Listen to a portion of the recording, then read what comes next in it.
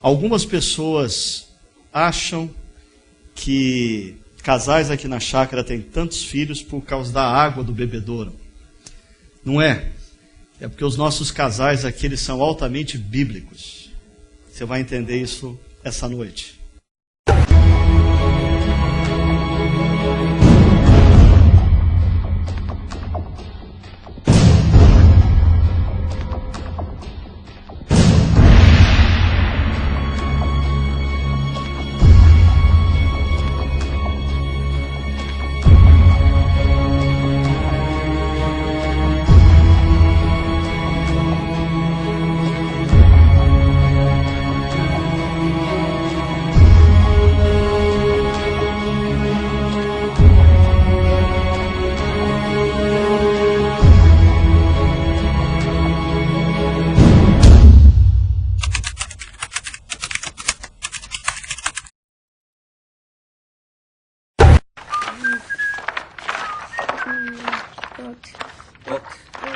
There, or there.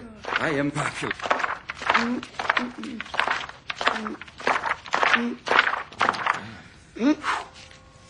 Bad news, guys. Next available date is in 2 years. 2 years? Mm-hmm. That's so long. Yeah. Wait. Hold on. Isn't there a cancellation? No. I think it's... There. 3 weeks from tomorrow. How's that? That's a little quick, Mm-hmm. right? I mean, Okay, I guess we're getting married in 3 weeks. Okay. wow. Just like that. Yeah. So it is written. So it shall be done. Woo! Oh, boy. All right. One small thing. A couple of years ago, I instituted a marriage preparation course here. The courses are prerequisite for any and all marriage ceremonies performed at these grounds. At the end of the course, if I feel you're unprepared, or you stop the course before completion, I have the right to call off the wedding. I'm sorry, but this isn't mandatory, right? I mean, because we're so ready to get married, more than most. Let's just say we strongly advise it. In other words, you have no choice. You know, with the divorce rate what it is, 50%. Much higher for those who live together first. You did say you live together, right? I'm sorry, who are you again? I'm part of the Ministers of Tomorrow program. Reverend Frank's my mentor. my little Mensa. I can see. Listen, kids, we just want to make sure that you are making absolutely the right decision because your future happiness depends on it. Reverend Frank has a 100% success rate for those that make it through the course. Well, that's great. Okay, but what about we'll the do people it. We're gonna do it. who doing this? Yeah. It's awesome. Doing this. That's my Sadie. All right. We have 3 months of prep to cram into 3 weeks. There's only a few rules. Rule number 1. You each have to write your own vows. You have a little booklet in there. And you only get to share these vows with each other at the ceremony. That's really cool. Isn't it? Okay. What's rule number 2? Starting immediately, no sex until the honeymoon.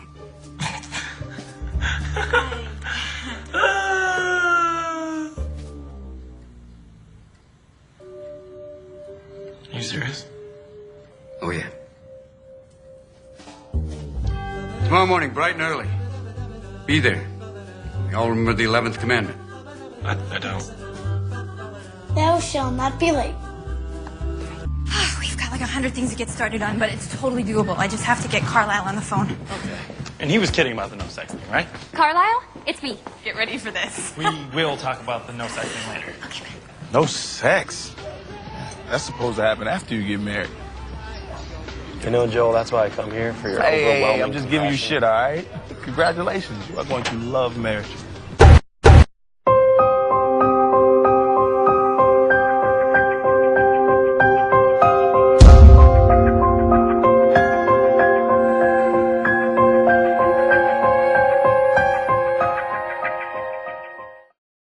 Estamos nós aqui novamente para falar sobre um assunto um tanto quanto complicado nos nossos dias. Não sei se você percebeu, mas nós vamos falar sobre sexualidade no casamento. Sexualidade no casamento. E é interessante, nós vivemos num momento histórico em que esse assunto ele é absurdo por duas razões principais e que esse clipe esbarra nessas duas razões. A primeira razão, porque a nossa cultura vê esse assunto como um assunto absurdo, é porque não fazer sexo antes do casamento é um absurdo na nossa cultura. Não teve quem aqui não riu da risada nervosa do rapaz quando o pastor disse para ele que no sex, né? Chega de sexo, antes da lua de mel, nada de sexo. O cara achou que o pastor estava contando a maior piada do dia. Por quê? Porque na nossa cultura é um absurdo você falar de sexualidade para ser vivida no casamento. E aí vem o segundo absurdo da noite. Ter sexo com qualidade no casamento. Porque, não sei se você já reparou, mas é como um clichê que se repete nas novelas, nos seriados, nos filmes de Hollywood. Sexo quente, sexo intenso, sexo com prazer, ele acontece antes de se casar e quando casado com alguém que não é casado com você. Via de regra, nos seriados, nas novelas, nos filmes de Hollywood, você já parou para perceber quão burocrático eles descrevem a sexualidade dentro do casamento? Quão monótona é a sexualidade dentro do casamento? Eu pergunto a você, qual foi o último seriado que você assistiu? Qual foi a última novela que você assistiu? Qual foi o último filme de Hollywood que você assistiu? No qual um casal vivia juntos, casados há 15, 20 anos e tinha noites quentes de sexo. Quentes. Interessante, porque nesses filmes, nesses seriados, quando o casal se dá bem, eles nem mesmo mostram as cenas do casal casado fazendo o que Deus criou e gosta. Porque hoje, mais uma vez a gente vai agradar alguns. Eu sei que, por exemplo, algumas esposas estiveram aqui hoje pela manhã e os maridos não estavam, e elas disseram, querido, você não pode perder a pregação de hoje, né? Alguns maridos estiveram aqui sem as esposas também, e eles voltaram para... E hoje eles de todo o coração disseram assim, não, deixa que eu cuido das crianças, querida, vai assistir o culto, não leva a criança não, porque eu não quero que você se distraia em momento algum da pregação. Né? Então houve uma grande mobilização por parte de alguns maridos e esposas para esse assunto tão importante. E, para tanto, eu queria convidar vocês para nós refletirmos um pouco nos primeiros 2 capítulos do livro de Gênesis. Gênesis é uma palavra que significa princípio, princípio das coisas. Quando você lê os 2 primeiros capítulos do livro de Gênesis, o que você encontra ali é nada mais, nada menos do que o Gênesis do universo, a Gênesis do sistema solar, a Gênesis do planeta Terra, a Gênesis da vida, a Gênesis dos seres humanos. É ali onde nós encontramos o relato onde todas as coisas começam, onde todas as coisas têm o seu início. E como não podia deixar de ser, na criação dos seres humanos, nós vamos encontrar também a gênese da sexualidade, numa perspectiva bíblica. E aqui, eu vou ter que pedir um favor para você. Porque, primeiro, eu não quero impor a você o que a sabedoria bíblica diz acerca do relacionamento conjugal, da relação entre um homem e uma mulher e a sexualidade. Vamos fazer esse acordo? Eu não quero impor a você o que a sabedoria bíblica diz acerca da sexualidade. Você, terminada a palestra, você tem liberdade de fazer da sua vida o que você bem entender, inclusive na dimensão da espiritualidade. A igreja tem o papel de ensinar da maneira mais relevante possível o caminho da sabedoria bíblica acerca dos assuntos, mas não é papel da igreja impor a ninguém a sabedoria bíblica. O que eu vou fazer aqui é expor para vocês o que o manual do construtor diz acerca da sexualidade. E eu garanto para você que não conhece a Bíblia, ou não lê a Bíblia, ou não tem o hábito de se relacionar com a Bíblia, vai se surpreender, porque o manual do construtor fala muito mais de sexualidade do que você possa imaginar. Deus tem muito mais interesse em sexualidade do que você possa imaginar. Deus está muito mais envolvido nesse assunto do que você pode imaginar. Mas a gente vai ter que fazer assim. Nós vivemos num mundo democrático. Nós vivemos num mundo onde as pessoas dizem assim, não, nós precisamos respeitar as opiniões de todo mundo. Ok, só que a minha grande crise com esse mundo pseudo-democrático é que todas as opiniões são respeitadas, menos aquelas que se opõem à cultura vigente. Quando nós falamos contra a cultura vigente se mostra muito mais intolerante do que qualquer ditadura militar do passado. Especialmente quando o assunto é sexo. Aqueles que defendem com maior afinco todos os formatos de liberdade religiosa, via de regra, são os mais intolerantes quando você discorda da opinião deles. Por isso, eu não quero forçar você a absorver a sabedoria bíblica. Mas eu quero convidar você para durante alguns minutos abrir a sua mente, abrir o seu coração, para você simplesmente compreender o que a sabedoria bíblica diz acerca disso. Ok? A minha intenção é oferecer a você a compreensão do que a sabedoria bíblica diz acerca disso. Você, que é jovem, está envolvido por uma cultura que tem transformado gradativamente o sexo no mesmo patamar do chopinho de sexta-feira, ok? Eu vou convidar você a ouvir o que a sabedoria bíblica diz acerca do sexo, mas eu já te adianto que para Deus o sexo vale muito mais do que um chopinho. Sexualidade é alguma coisa muito mais profunda, muito mais bela, muito mais séria do que os seriados, do que os filmes, do que as novelas tentam nos apresentar. Casais, eu quero mostrar para você como, no plano de Deus, viver, no contexto do casamento, a sexualidade em toda a intensidade. Marido, escute isso. É isso mesmo. Com toda intensidade. Esposas, escute bem isso. Deus planejou o casamento para que neste espaço um homem e uma mulher vivessem com toda a intensidade a sexualidade. Pós-casados, vocês estão na situação hoje dos jovens solteiros. O fato de vocês já terem sido casados um dia não muda o fato de que vocês estão agora numa condição a qual Deus convida vocês a experimentarem a vontade dele.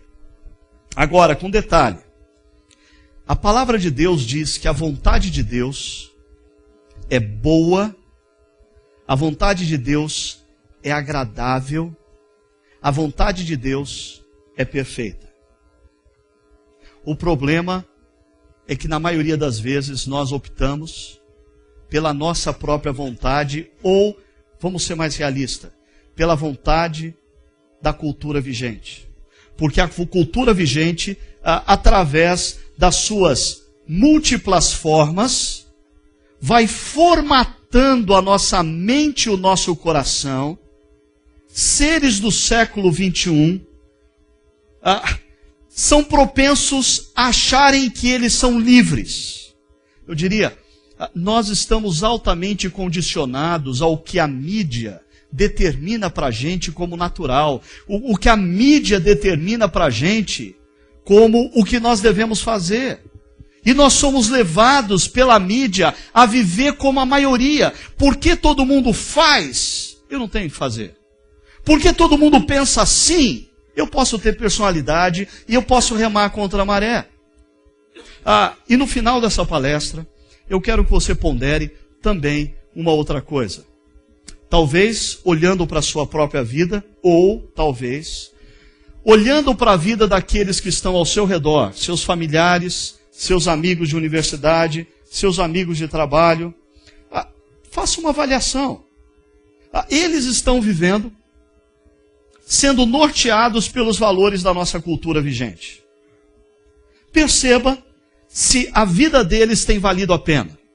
Perceba se os padrões nos quais nós estamos sendo induzidos a vivermos a nossa sexualidade têm nos levado de fato a uma vida mais feliz.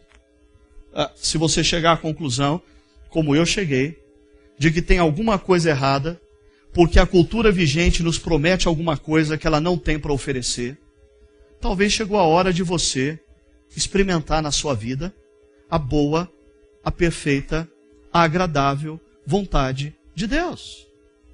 Eu espero sinceramente que no final dessa palestra você chegue à seguinte conclusão: chega de quebrar a cabeça. Chega de sofrer por teimosia. Chega de apanhar na vida porque eu insisto em viver do jeito que eu penso, que na verdade nada mais é do que a imposição da cultura vigente. Eu espero que você chegue no final dessa palestra e aceite o convite para experimentar e comprovar a vontade de Deus sobre a sexualidade, que é boa, que é perfeita e que é agradável. Então, Gênesis capítulo 1 e 2 nos oferece pelo menos 3 princípios. E eu vou esboçar aqui para vocês 3 dos muitos princípios que a Bíblia nos oferece acerca da sexualidade. Então vamos lá. O primeiro princípio é esse aí. Homens e mulheres são seres essencialmente iguais, mas funcionalmente diferentes. Olha o que diz o texto no capítulo 1, verso 27. Criou Deus o homem, no sentido genérico, criou Deus o ser humano, a sua imagem. E aí, na frase seguinte, porque isso é uma poesia, vem a especificação da primeira frase. A imagem de Deus o criou. Homem e mulher os criou. Deus criou seres humanos em 2 formatos. Homem e mulher. E Deus fez com que o homem fosse um ser, apesar de essencialmente igual à mulher, o homem tem um perfil no qual ele pensa como homem, ele sente como homem, ele age como homem. A mulher não foi feita de forma inferior, superior ao homem, como a gente viu nas últimas semanas. A mulher foi feita da mesma essência do homem. A mulher é essencialmente igual ao homem. No entanto, Deus fez a mulher com um perfil de funcionamento no qual ela pensa como mulher, ela sente como mulher, ela age como mulher. E é interessante porque muitos casais, talvez principalmente os homens, veem nisso um grande... As mulheres também. Não vamos deixá-las de fora dessa discussão. Vem nessa diferença um grande problema. Principalmente quando o assunto é sexualidade.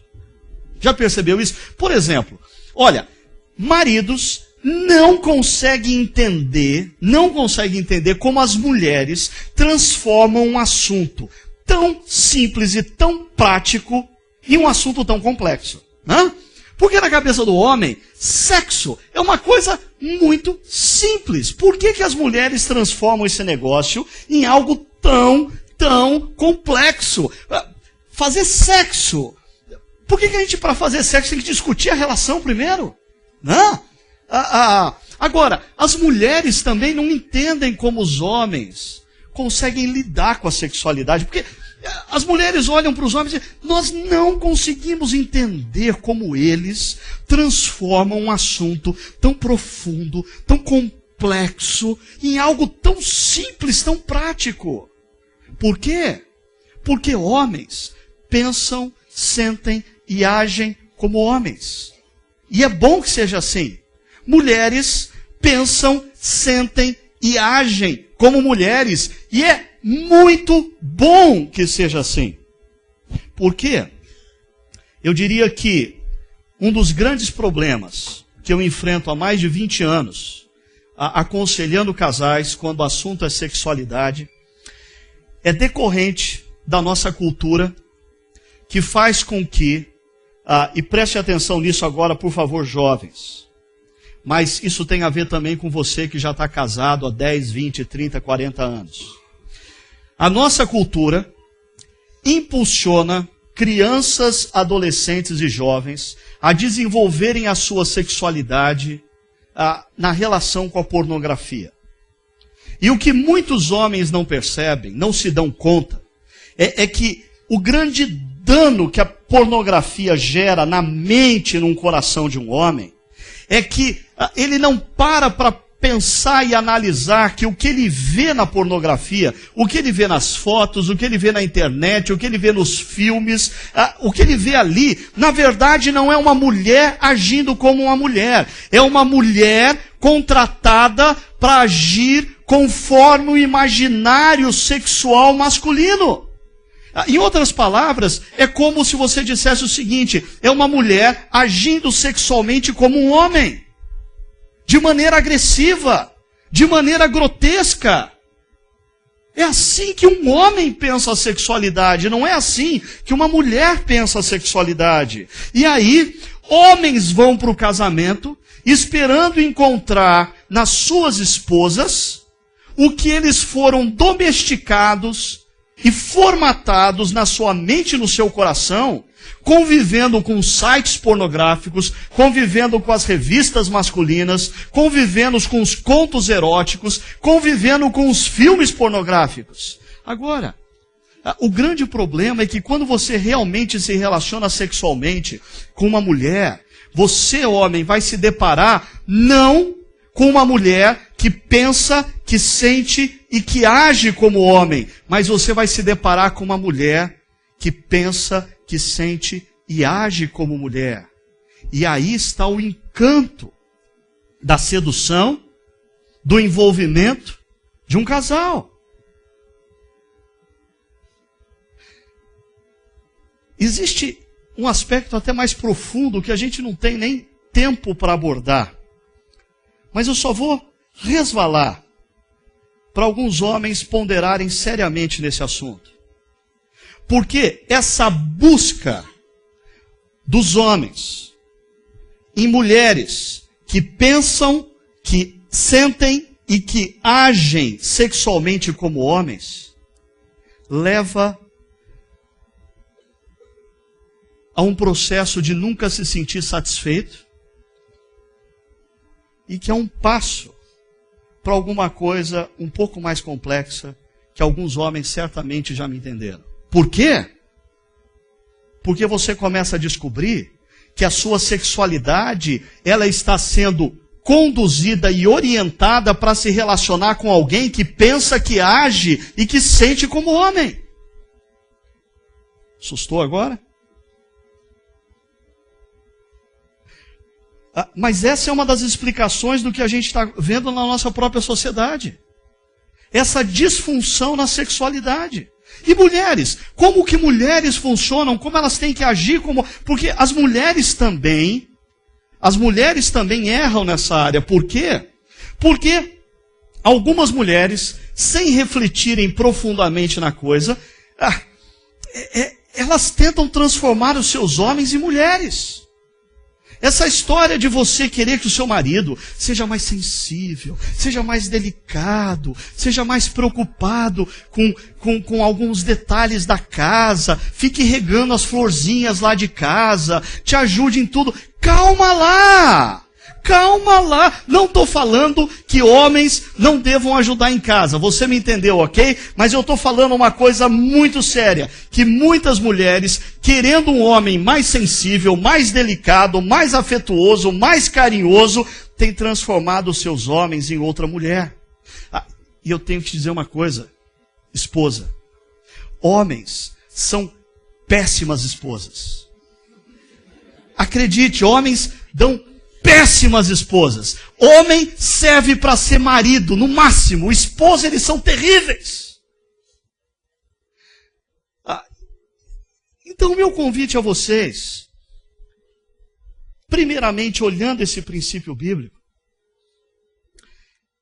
é que a gente pare um pouquinho, pense e veja na diferença entre um homem e uma mulher, não um ponto para a gente reclamar, mas um ponto para a gente celebrar.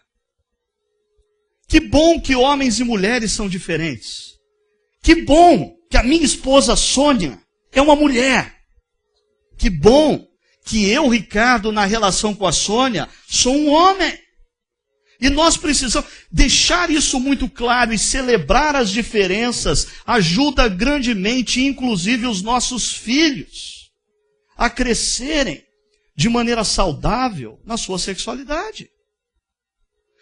Nós precisamos celebrar as diferenças. Algumas pessoas dizem assim, olha, homens são como micro-ondas. Você aperta o botão, em 5 minutos está tudo pronto. Né? Mulheres são como forno a lenha. Você tem que acender 1 hora antes, né? E ficar lá esperando esquentar, leva tempo. Os amantes de carro têm uma outra comparação, né? Homens são como carros de ignição automática. Você dá na chave e ele pega. Mulheres não. Mulheres são aqueles carrões, motor V8, né? Aqueles que ronca, não no sentido literal, né? Mas os apaixonados por carro, que gera a fascinação daqueles que gostam de carro. No entanto, mulheres são esses carrões motor V8. O problema é que é álcool. E em manhã de inverno, né? Não pega na primeira. Leva tempo. Você tem que se dedicar. Mas essas diferenças não devem ser razão de lamento, mas de celebração. De celebração. Uma última coisa sobre a própria questão dessa diferença. Se os nossos meninos estão sendo deformados na mente e no coração devido à exposição à pornografia como nós temos hoje em dia, porque eu, quando era moleque, né, para você ter acesso a uma revista sueca, né, era uma coisa rara. O amigo que tinha uma revista sueca era tremendamente... E não adianta você fazer essa cara que você não sabe o que eu estou falando, porque você sabe o que eu estou falando. Né? Agora, hoje em dia, a internet...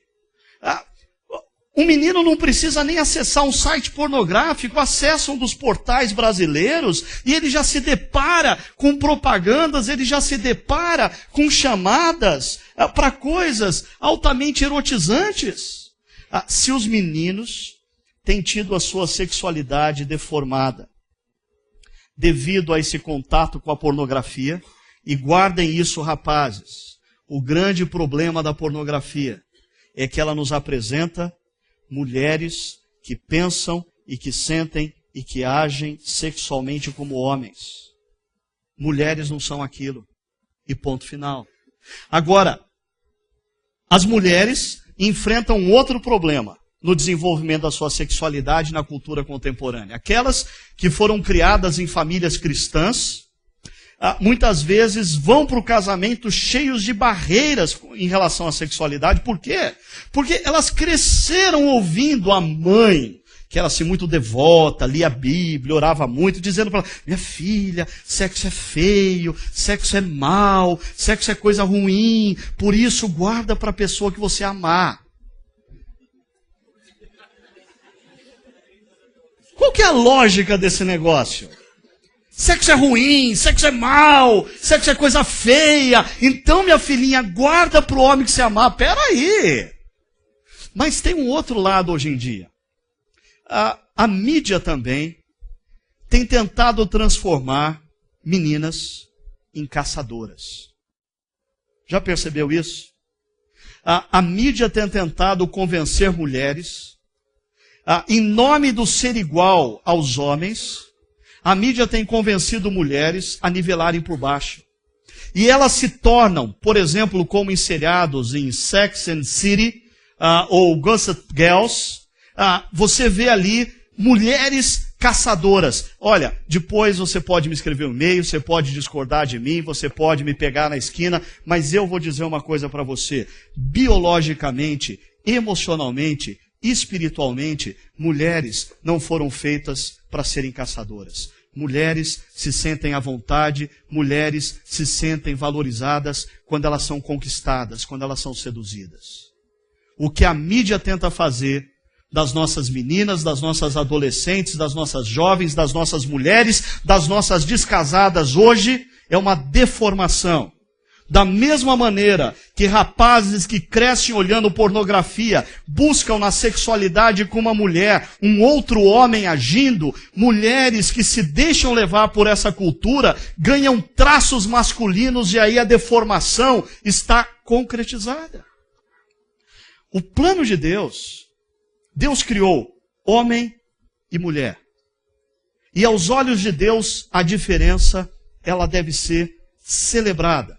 Um segundo princípio. Homens e mulheres são seres funcionalmente diferentes, mas constantemente atraídos. Antes de você ler esse texto, eu preciso te dar o contexto. O homem estava sozinho naquele lugar chamado paraíso. E Deus, muito sábio e pedagógico, olhou para aquele marmanjo chamado Adão e falou assim: eu tenho que dar um jeito de convencer esse cara que ele precisa de uma companheira. Então Deus mandou Adão dar nome aos animais. E Adão passou dias vendo todos os animais e dando nome a todos os animais. Interessante, no exercício de dar nome aos animais, eu acredito que Adão chegou numa conclusão. Pô, eu estou sozinho. Todo mundo aqui tem parceiro, e eu? E eu? E mais, vendo todos os animais passarem, Adão chegou a uma outra conclusão. Pô, só eu não tenho atração por ninguém nesse pedaço aqui? Tá rolando amor em tudo quanto é canto, só eu não sinto esse negócio? Então Deus fez Adão dormir. E aí você conhece a história. Não vem ao caso, porque o relato não é um relato científico. A história, ela nos traz um princípio e não uma descrição científica do evento. O fato é que quando Adão abre os olhos, ele se depara com uma mulher. Detalhe. O que a maioria dos homens leva muitos anos para ver, Adão viu na primeira olhada. Quando ele abriu os olhos, é isso que ele disse. Esta sim! Entendeu o texto agora? Porque a gente às vezes lê o texto bíblico assim. Esta sim é osso dos meus ossos, carne. Não! Quando Adão abriu o olho, falou, Deus! Uau! Agora sim, Deus! Agora eu concordo com o Senhor que esse negócio aqui é bom. Esse paraíso aqui é bom demais. E o que é interessante, imagina Adão do lado de Deus, abrindo os olhos, olhando a mulher e dizendo, uau, Deus! Ô gatinha! Sem vergonha, sem receio. Sabe por quê? Deus criou o homem assim. Deus criou o homem assim. Jovens, não existe pecado algum em você perceber que você se sente atraído pelo sexo oposto. Isso é bênção de Deus, porque Deus criou o sexo. Deus criou o sexo. Não existe pecado algum em nós sentirmos atração pelo sexo oposto e principalmente quando casados sentimos atração pelo nosso cônjuge. Quando nós nos sentimos atraídos, e eu quero depois gastar um tempinho nesse negócio, porque essa coisa da atração física no casamento é algo que precisa ser cultivado. Casais, especialmente casais cristãos, acham que não, a gente tem que orar mais, a gente tem que orar mais, a gente tem que orar mais. E Deus, mas você tem que agir mais também, meu filho. Encante mais a sua esposa, toque mais a sua esposa, fale mais no ouvido da sua esposa. Mulheres, se cuidem um pouquinho mais, coloca um perfuminho, coloca uma lingerie nova, encanta mais o seu marido. Isso também é espiritualidade. Por quê? Porque Deus nos criou para sermos atraídos um pelo outro. Desde a minha juventude eu escuto essa coisa de que tem gente que acha que quando o casal entra no quarto, Deus fica do lado de fora da porta. Tem gente que pensa assim.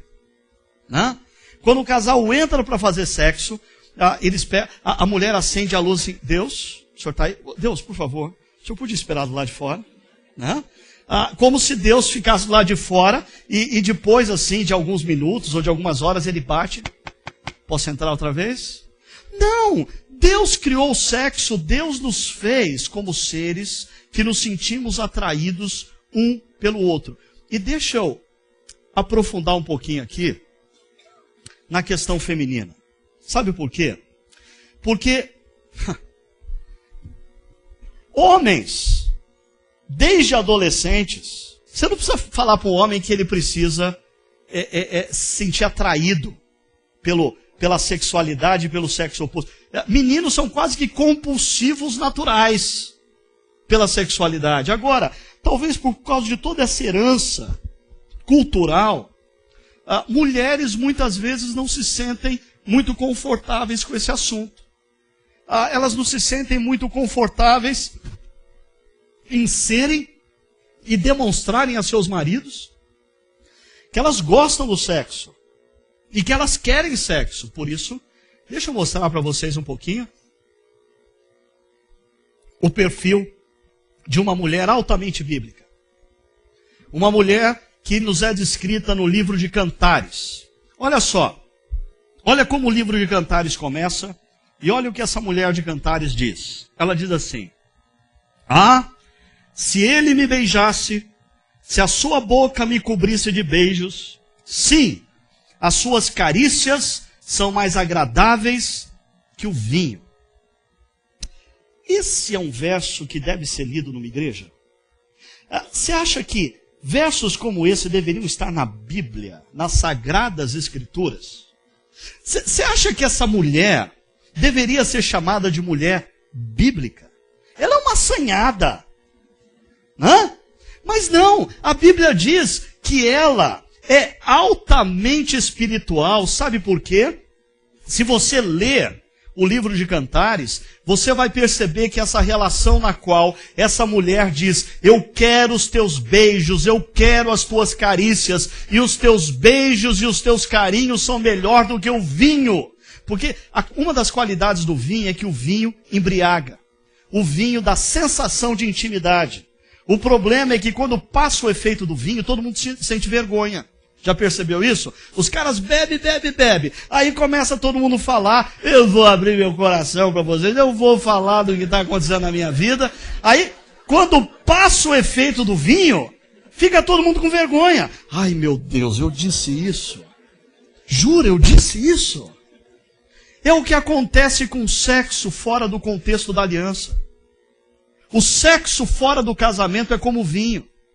Você se entrega, você faz, e às vezes você sente vergonha do que fez. Os outros não podem ficar sabendo. Você não pode falar abertamente com as pessoas acerca do que você fez. Essa mulher fala abertamente com o seu homem: eu quero os teus beijos, eu quero as tuas carícias. Sabe por quê? Leia Cantares. Ela constantemente diz assim: o meu amado é meu, e eu sou do meu amado. Eles possuem uma aliança, eles possuem um compromisso. Lá no final do livro, você vai ver uma das poesias mais belas e talvez a mais anunciada nos casamentos cristãos, quando esse casal diz: as muitas águas não poderiam apagar o nosso amor, nem os muitos rios levá-los. Se alguém quisesse com as suas riquezas comprar o amor, seria de todo rejeitado. Sabe por quê? Cantares capítulo 8, verso 7 diz: um colocou o outro como selo no seu coração, como selo no seu braço, e a declaração deles é: o amor é mais forte do que a morte. Comparação esquisita essa para o amor, né? Mas sabe por quê? A morte é um evento sem volta. O compromisso que esse casal de Cantares assume é um compromisso sem volta. E aonde você entra numa relação, aonde alguém já assumiu aliança com você, assumiu compromisso com você público, todo mundo sabe que você é dele e ela é sua, não precisa de vergonha alguma, e você pode se entregar totalmente, incondicionalmente. Sabe por quê? Esse amor é mais forte do que a própria morte. Essa mulher, ela tem a liberdade de dizer ao seu amado o que ela quer e como ela quer. Ela não se sente encabulada em dizer: o seu braço esquerdo esteja debaixo da minha cabeça e o seu braço direito me abrace. Essa mulher, usando o português bem claro, durante o ato sexual, essa mulher fala. Ela pede. Ela se expressa. E não existe vergonha nenhuma. Sabe por quê? Essa mulher está nos braços do seu amado, que assumiu uma aliança consigo. Agora, é complicado uma mulher se entregar desse jeito e não saber se na manhã seguinte o cara vai estar do lado dela. É complicado um casal se entregar tanto assim, se eles não sabem se daqui 2 anos eles vão estar juntos. É por isso que na sabedoria bíblica, primeiro vem a aliança, depois vem o sexo. Eu sei, parece tão antiquado. Mas olha a nossa sociedade ao redor. Eu desafio você a me dizer que os padrões da nossa cultura têm de fato funcionado. Eu desafio você a me provar que as pessoas da nossa cultura são realmente mais felizes. Que elas estão conseguindo construir relacionamentos mais firmes, mais profundos, mais duradouros. Essa mulher, ela fala acerca do seu amado. Olha só, presta atenção na descrição que essa mulher faz do amado dela. O meu amado tem a pele bronzeada. Ele se destaca entre 10.000. Seus braços são cilindros de ouro com berilo neles engastado. Seu tronco é como marfim polido adornado de safira. Parece que eu vejo a Sônia falando essas coisas para mim. Continua. Suas pernas são colunas de mármore em bases de ouro puro. Sua aparência é como o Líbano. Ele é elegante como cedros. Sua boca é a própria doçura. Ele é muito desejável. Agora, este é o meu amado. Este não é o cara que eu conheci no último final de semana. Este não é um cara com quem eu estou vivendo nos últimos meses. Este não é um cara com quem eu estou experimentando uma relação. Este não é um amigo que eu coloquei na minha cama. Este é o meu amado. Este é o meu querido. E ela termina com uma frase para que todas as mulheres da cidade escutem. Escutem, mulheres de Jerusalém. O que ela está dizendo? Ele é meu. Tira o olho dele. Ele é meu. Agora, eu vou ter que falar um pouquinho para as mulheres aqui. Elas não me levam a mal. Eu não estou puxando sardinha para o meu lado, não. Prometo. Mas até a minha esposa ouviu essa pregação e uma das coisas que eu fiz hoje foi perguntar: querida, você acha que eu fui imparcial? Ela disse: não, tá ok. Eu falei: ok, então vamos em frente. Vamos em frente. essa mulher fala essas coisas para o seu marido. Sabe qual que é o problema? Minha querida amiga e irmã de caminhada cristã. Se você não fala, outras vão falar. Eu sei. Olha, presta atenção no que eu vou dizer. Você não imagina, do jeito que anda o mercado, você não imagina como aquilo que você considera até meio descartável ou reciclável é material de primeira linha para muitas outras. Acredite em mim. O que talvez você ache assim que é material reciclável, é material de primeira linha para outras. Eu costumo dizer que quando o assunto é casamento, é relacionamento, é sexo, a gente tem que brincar, porque se a gente falar sério, ninguém aguenta. Porque a coisa é muito séria. A coisa é muito séria. Muitos casamentos têm terminado, sabe por quê? Porque o marido escuta da secretária o que ele deveria escutar da esposa. Porque o marido escuta da estudante da faculdade o que ele deveria escutar da esposa. Porque o marido, como eu disse algumas semanas atrás, ele precisa desse negócio de se sentir Indiana Jones. E em casa, ele é visto como ordinário. E a sua esposa para de dizer essas coisas para ele, enquanto tem muita mulher à toa por aí, pronta para dizer o que ele quer escutar. O contrário também é verdadeiro. Eu não estou negando o fato. O contrário também é verdadeiro. Mas eu estou expressando aqui agora um pouquinho dessa coisa, porque eu percebo um bloqueio muitas vezes nas mulheres que dizem: eu quero viver a espiritualidade cristã, em viverem a sexualidade com toda intensidade, como Deus quer, como Deus planejou. Agora, voltando ao casal, essa sexualidade que esse casal de Cantares vive com grande intensidade, com entrega incondicional, com prazer absoluto, é construída ao longo de muitos e muitos anos. Se você ler o livro de Cantares, uma coisa que você vai perceber é que este casal, ele tem a caminhada conjugal deles não é linear. A caminhada conjugal deles tem trancos e barrancos, tem encontros e desencontros.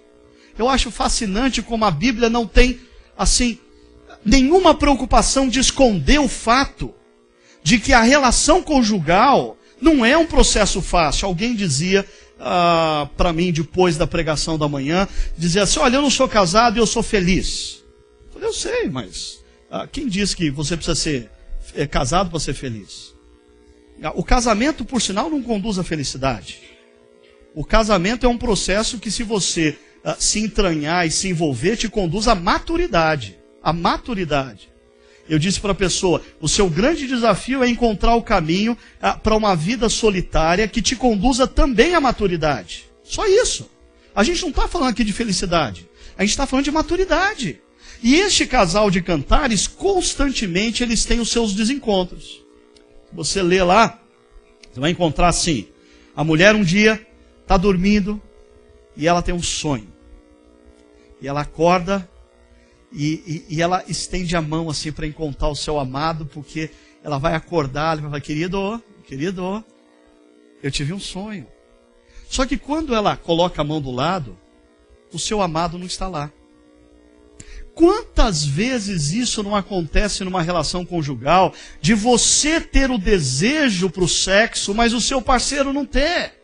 Você está afim, mas ele não está. As coisas não acontecem normalmente, ao mesmo tempo, de maneira simultânea. O texto diz que essa mulher não encontra o seu amado e sai pelas ruas à procura do seu amado e não a encontra. Quantas vezes mulheres e homens estão em busca do seu parceiro no momento em que o seu parceiro está distante fisicamente, ou está distante emocionalmente, ou está distante espiritualmente? Aí mais tarde o texto diz que o amado volta e bate na porta da mulher, e bate na porta da mulher, e ela pensa assim: não, mas agora também eu estou cansado, agora eu não quero, agora também eu não quero mais. E ele bate na porta, e bate na porta, e de repente ela fala, tá bom, eu vou ceder, eu vou lá. E quando ela abre a porta, ele não está mais lá.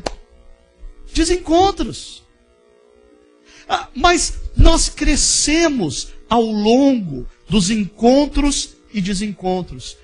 Jovens, por favor, abram os olhos e sejam críticos para com que a mídia nos apresenta. Esse negócio de casalzinho se conhecer no barzinho sexta-feira à noite, ir para a cama e viver o que eles consideram o ápice da intimidade na primeira noite que se encontram, é balela. Intimidade custa muito mais caro do que um quarto de motel. Intimidade é algo que se conquista ao longo da vida. Para você conhecer a intimidade com outra pessoa, você precisa passar também pelos desencontros. Para você desfrutar da intimidade com uma pessoa, você tem que passar pelos momentos difíceis. Você tem que passar pelos momentos em que você quer e ele não quer, ou que você quer e ela não quer. E vocês precisam crescer, aprendendo a lidar com as suas frustrações, buscando ajuda em Deus, superando as dificuldades, vendo Deus renovando o amor e a paixão de vocês.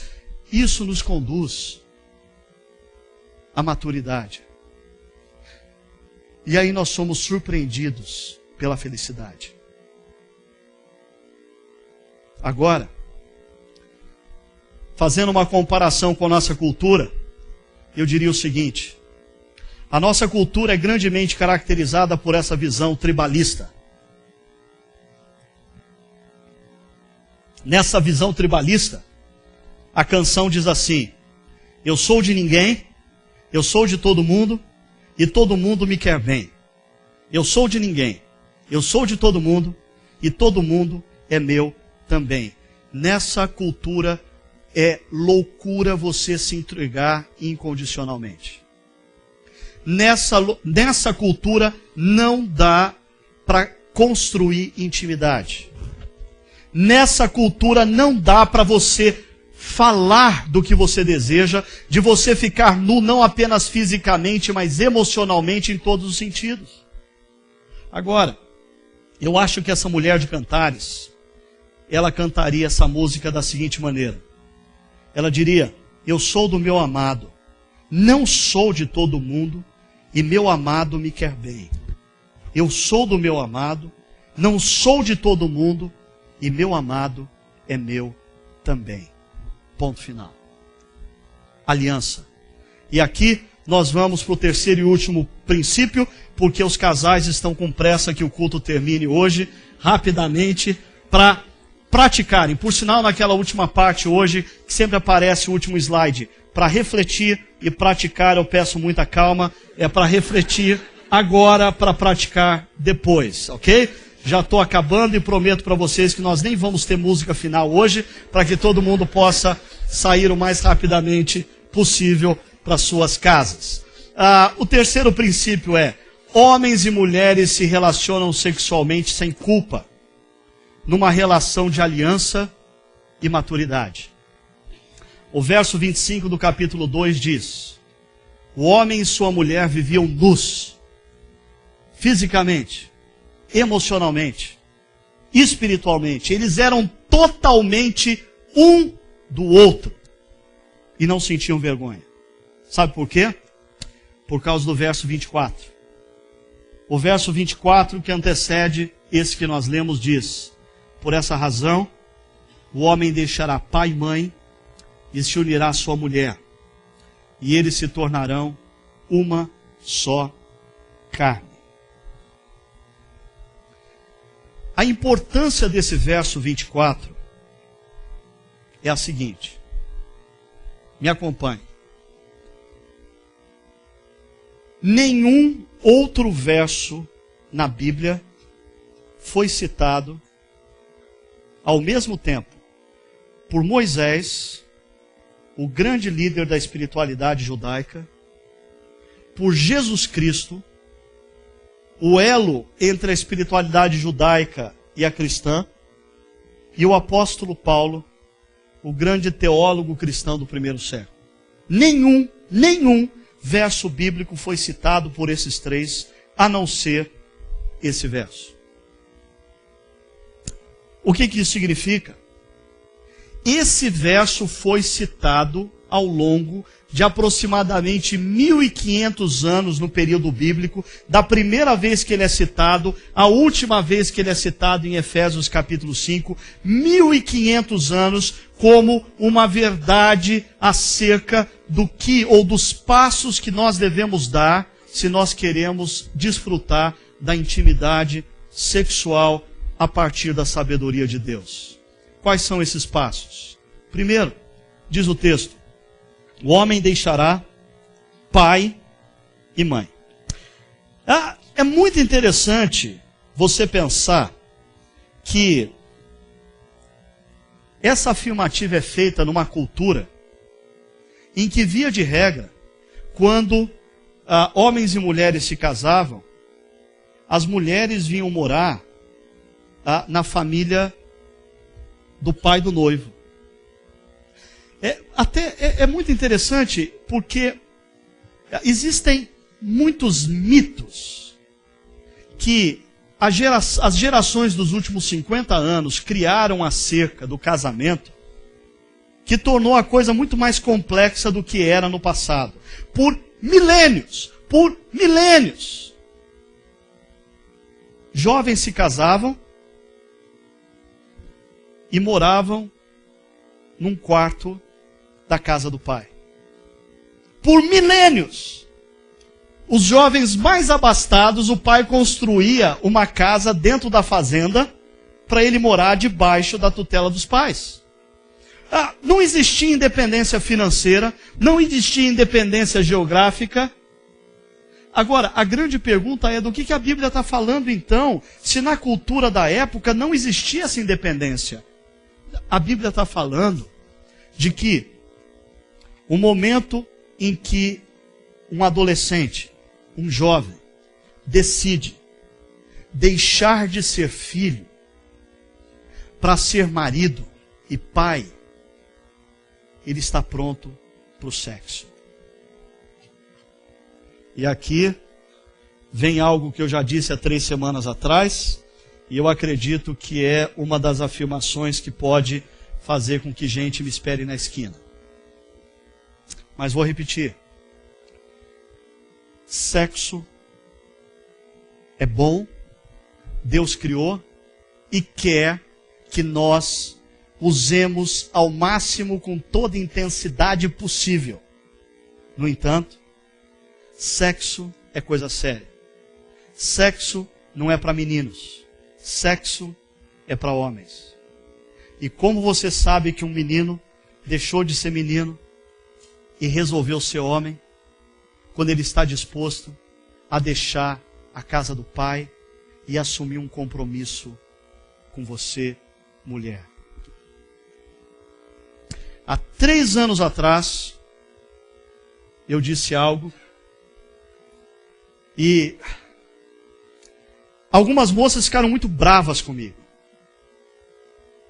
Algumas delas já me procuraram e reconsideraram diante das suas experiências. Mas eu volto a repetir uma coisa que eu disse há 3 anos atrás aqui. Mulheres, você quer ver um menino assumindo responsabilidades e virando homem? Não dê sexo para ele. Eu sei. Tem gente que já se arrependeu de ter vindo aqui hoje. Mas você quer ver um menino assumindo responsabilidades e virando homem? Coloque o sexo no lugar que Deus determinou. Uma relação de aliança e de compromisso. Há 3 anos atrás, quando eu falei sobre isso, uma pessoa que fazia terapia comentou isso com o seu terapeuta. Por sinal, eu sou muito falado por aí, entre os consultórios de terapia, né? E alguns terapeutas, de vez em quando me... você, Ricardo, eu já ouvi falar de você. Ok, tá. Não sei se eu sou fonte de neurose para alguém, mas tudo bem, vamos lá. O fato é que alguém comentou com o seu terapeuta o que eu disse. E o seu terapeuta disse assim, não, imagina, eu conheço o Ricardo Agreste. Ricardo Agreste é um cara inteligente, liberado, mente aberta. Você acha que ele pensa? Ele não pensa assim. É que assim, quando ele está lá em cima, ele tem que falar como pastor. Não é o que ele pensa como indivíduo. Deixa eu deixar você um pouco mais tranquilo nessa noite. O que eu estou falando aqui é exatamente o que eu penso como indivíduo. Eu acredito piamente que essa é a sabedoria bíblica. Eu incentivo os meus próprios filhos a atentarem para a sabedoria bíblica. Eu não imponho a ninguém esse conceito, mas assim como Deus, eu convido você a experimentar a boa, a perfeita e agradável vontade de Deus.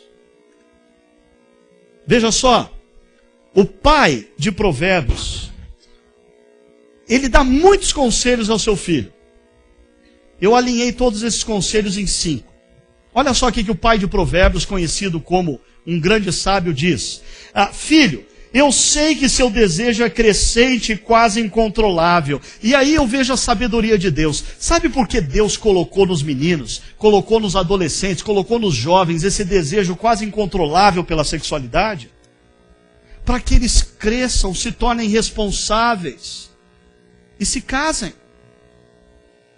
É o fator motivador para que eles se tornem maduros, homens. Mas o que está acontecendo na nossa sociedade? Mais uma vez eu confronto a nossa cultura.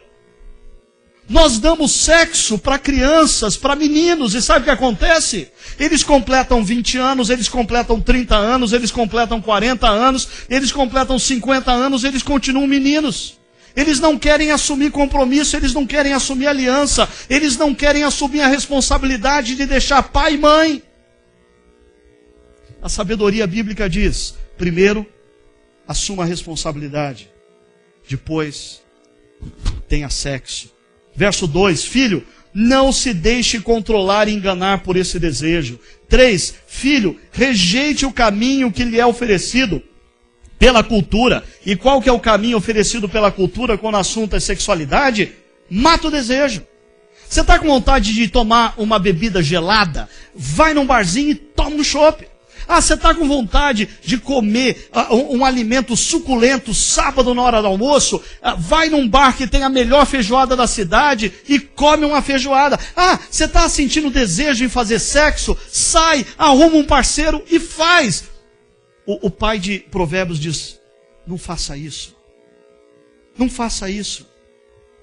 Aprenda a lidar com a sua sexualidade, porque mesmo dentro de um casamento, haverão dias, terão situações em que você não terá a correspondência do outro, e você terá o desejo latente dentro de você. E o que você aprendeu a fazer quando o desejo emerge dentro de você? Simplesmente matar a vontade? Ou aprender a lidar de maneira madura com os seus impulsos? 4, filho, uma esposa é um presente de Deus para um homem. E eu diria, assim também como um marido sábio, homem, masculino, de Deus, é um presente para uma mulher. E 5, filho, deleite-se nos seios da mulher da sua mocidade. A Bíblia não tem nada contra o sexo, pelo contrário, a Bíblia o tempo todo diz que nós devemos fazer uso do sexo com intensidade e prazer. Deleite-se, tenha prazer nos seios da mulher da tua mocidade. E terminando então, além do princípio, o homem deixará pai e mãe, em seguida diz, se unirá à sua mulher. E aqui, o termo hebraico explicitamente fala de união física. E conclui, se tornarão uma só carne. E aqui eu queria chamar a sua atenção para o seguinte. A prova de que o sexo não é um ato banal e corriqueiro é que na perspectiva bíblica, presta atenção nisso. Quando um homem e uma mulher se deitam numa cama e fazem sexo, quando eles se levantam, eles não são mais os mesmos.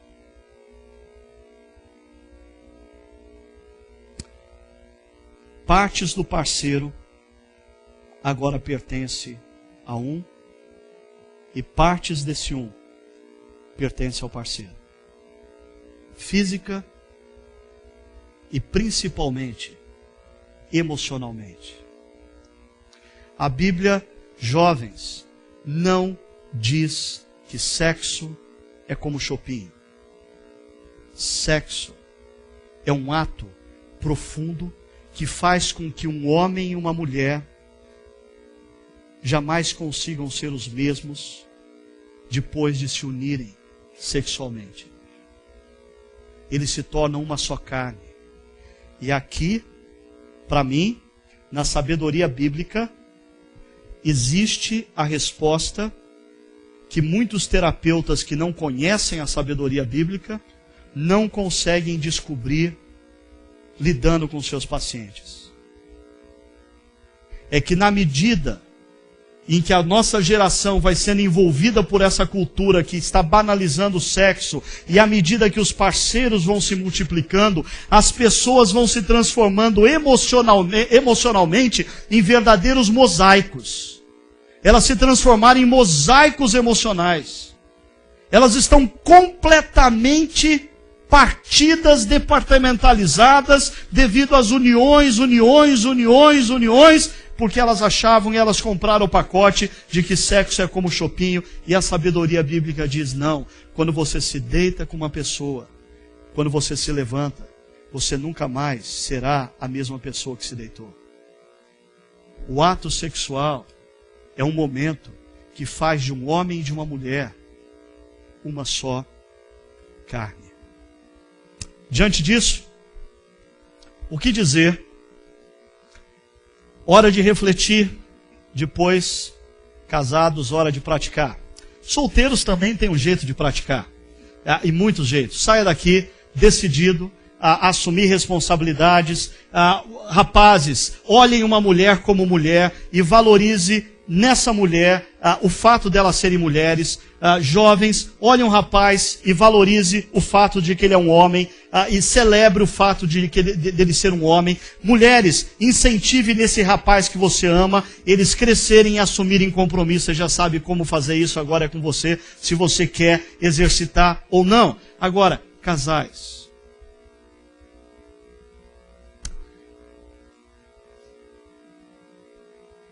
Deus quer que você viva no seu casamento o prazer sexual. Se aconteceu alguma coisa que te roubou isso, essa noite você tem que tomar uma decisão. Não é uma questão de idade. Não é uma questão de tempo de casamento. É uma questão de você se reconectar a Deus, que é a fonte de todo amor. Buscar ajuda se necessário. Mas determinar, reacender a chama do seu casamento. Sabe por quê? Deus não tem nada contra o sexo, muito pelo contrário, Ele criou. E sabe qual que é a ordem que Ele deu? A nós casados, façam sexo. Façam sexo, é bíblico. É bíblico. Façam sexo. É espiritualidade. Façam sexo. É presente de Deus. Agora, é presente de Deus para ser usado por gente responsável no lugar certo, quando existe aliança, compromisso. Termino deixando claro para vocês o seguinte. A minha proposta inicial era oferecer para você a sabedoria bíblica sobre a sexualidade. Você pode ficar com os valores da cultura. Eu não posso exigir de você, não posso falar assim, só sai daquela porta hoje quem assumiu um compromisso aqui, que vai fazer do jeito... Não. Você quer continuar vivendo a sua vida de acordo com os valores da cultura? Boa sorte. Mas eu te convido a olhar do lado e perceber se está valendo a pena para as pessoas que estão sendo levadas pela maré. Ou você tem uma outra opção hoje. O que diz Romanos capítulo 12 diz: não se amoldem ao padrão deste século ou da cultura, mas transforme-se pela renovação da sua mente. O que esse texto está dizendo é que a cultura vigente, ela usa a mídia, usa o meio, usa as pessoas, a maioria, para formatar a nossa mente, formatar a nossa vida, e nós vamos reproduzindo os valores da cultura. O que o texto bíblico está dizendo é: vaze esse molde, quebre esse molde, transforme-se a partir da sua mente. Você não precisa ir ou se deixar levado pela maré. Você pode ser um indivíduo, uma personalidade que tem senso crítico e diz: não, eu não quero ser levado pela cultura, eu quero, e assim eu termino a segunda parte do verso, para que sejam capazes de experimentar e comprovar a boa, a agradável e a perfeita vontade de Deus. Termino dizendo: você quer, a partir de agora, continuar vivendo os valores da cultura? Boa sorte. Você quer experimentar e comprovar quão boa, quão agradável e quão perfeita é a vontade de Deus? Tome uma decisão hoje. E você não vai se arrepender no futuro. O filme final dessa noite é um trecho. Às vezes a pregação não presta para nada, mas o filme é sensacional. Você não pode perder domingo que vem, né? Aí eu não sei se você sai daqui com boas dicas sobre o casamento, mas dicas para filmes excelentes, com certeza você sai daqui com eles, né? O filme dessa noite, ou o trecho do filme, ele foi tirado de um filme intitulado em português História de Nós Dois, com Bruce Willis e Michelle Pfeiffer. Conta a história de um casal, Ben e Kate, que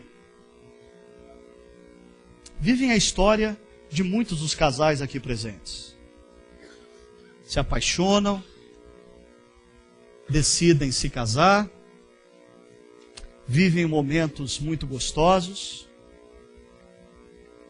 os filhos começam a chegar, a situação começa a se complicar, a relação começa a esfriar, a cama que antes era tão desejada se transforma no espaço de maior tormenta da vida conjugal. Porque é terrível você deitar do lado de uma pessoa com quem você não tem mais intimidade. E aí, a sensação que se tem é que não tem mais jeito. Talvez a solução seja pular fora e começar tudo de novo. Para quê? Para repetir o processo? Talvez exista uma outra opção. Crescer, amadurecer, lutar e descobrir que é possível reaquecer a chama do amor. Vamos ver esse trecho, em seguida nós vamos orar, pedindo a bênção de Deus.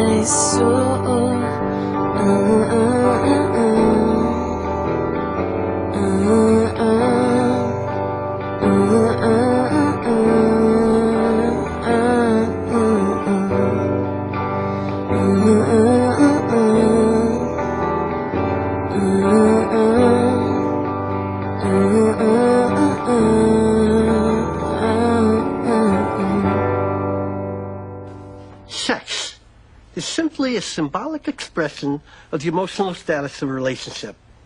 Sustained lack of sex is symptomatic of disassociation. Actually, 6 people in that bed. If you'll excuse me. Are we allowed to talk when he's gone? I don't know. What do you think? To be on the safe side, maybe we better.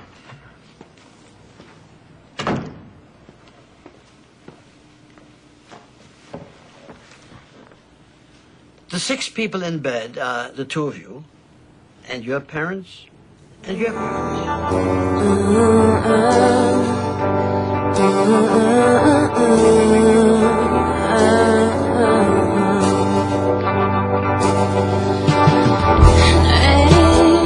Silence me, silence any fears me. Remind me that he lives to kiss away my fears.